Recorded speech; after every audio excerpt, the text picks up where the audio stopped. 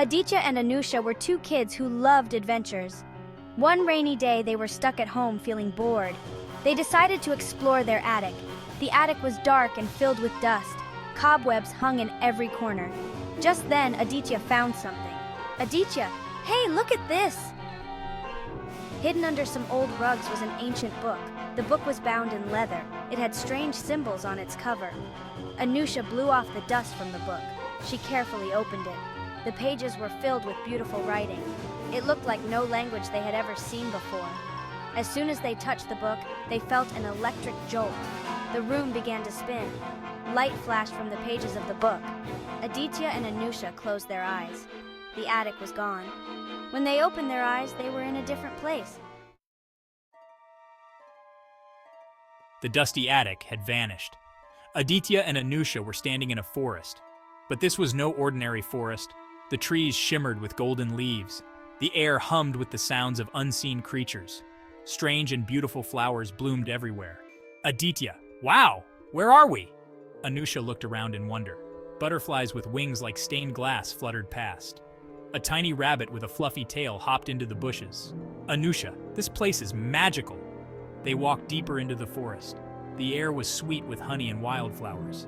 Sunlight streamed through the leaves, making patterns on the forest floor.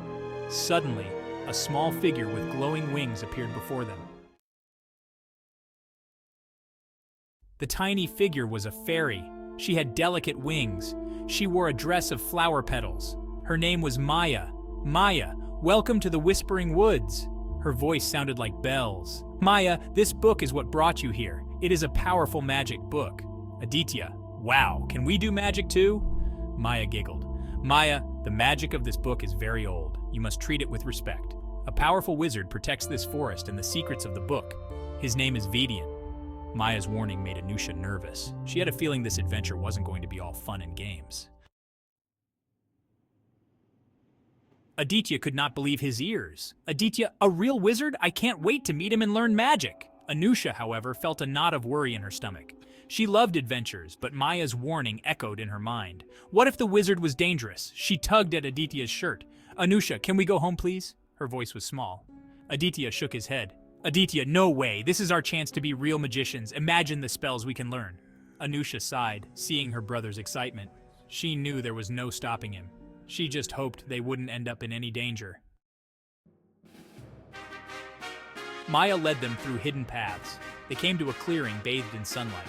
An old man sat under a large oak tree. His eyes were closed, but he seemed to radiate wisdom and power.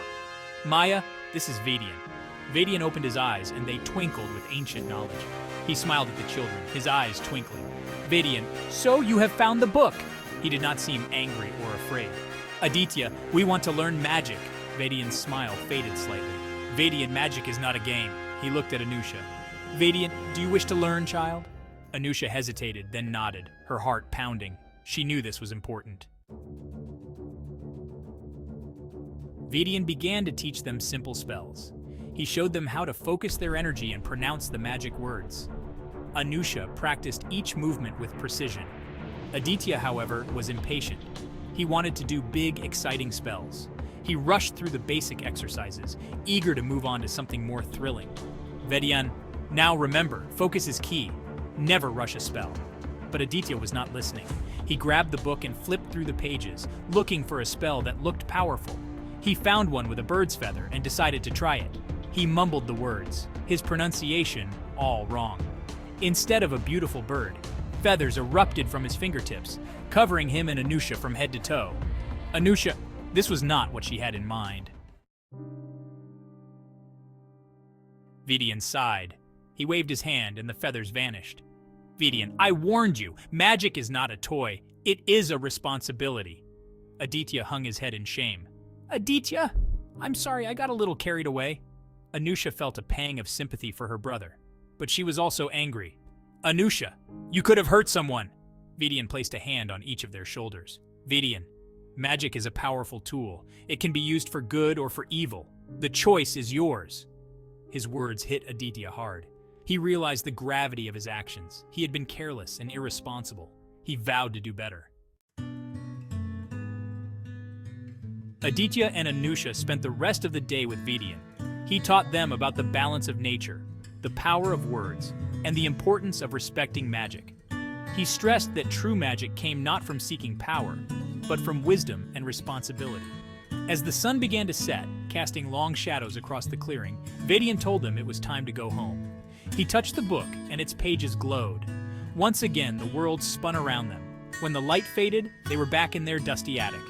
The book lay open on the floor as if nothing had happened. But Aditya and Anusha knew the truth. They had experienced the wonder of magic and learned a valuable lesson. They looked at each other, their eyes filled with newfound respect for the book and its secrets.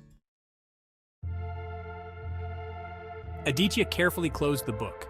He no longer saw it as a source of quick thrills, but as a treasure to be safeguarded. He knew that true magic required time, patience, and responsibility.